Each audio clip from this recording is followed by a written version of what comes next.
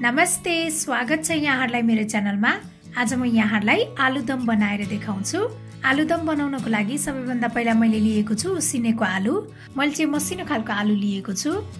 यदि ठुलठुलो खालको आलु छ भनेदेखि त्यसलाई चाहिँ उसिनेर अनि काटेर लिन सकिन्छ।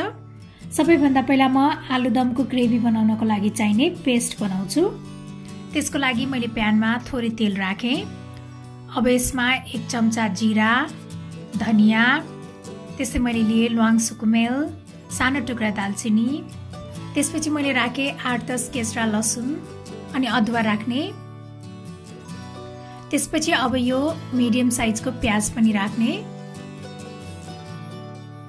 अब मैले यो मिडियम साइजको टमाटर पनि राखे। अब यसमा 1 चम्चा बेसार र नुन पनि राख्ने। टमाटर र प्याजलाई चाहिँ 2 मिनेटसम्म पकाउनु पर्छ। यो टमाटर चाहिँ हल्का पाकिसकेको छ। अब यसलाई एकैछिन सेलाउन दिने। अब यसलाई ब्लेन्डरमा राखेर यसको पेस्ट बनाउनु पर्छ।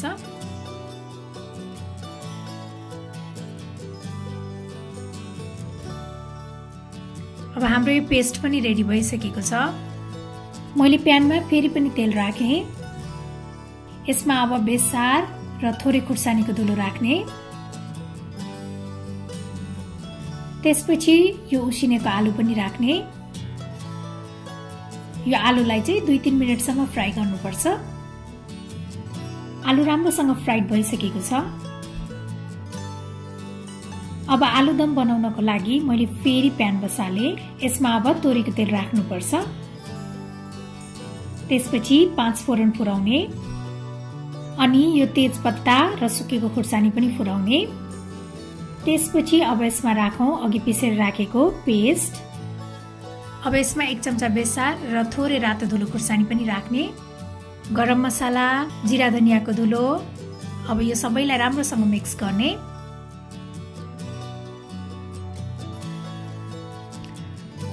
अनि नुन स्वाद अनुसार राख्ने। अब यो मसालालाई 3-4 मिनेटसम्म मिडियम फ्लेममा पकाउनु पर्छ।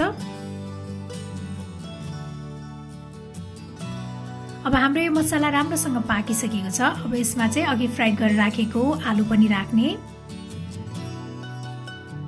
सबैलाई राम्रोसँग मिक्स गर्ने।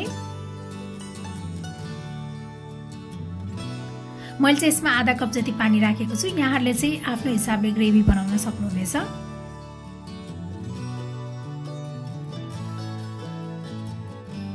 अब यसलाई कभर गरेर मिडियम फ्लेममा चाहिँ 5-6 मिनेटसम्म पकाउनु पर्छ।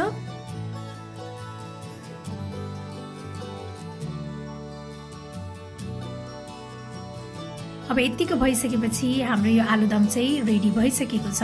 अब यसमा काटेको हरियो धनिया राख्ने।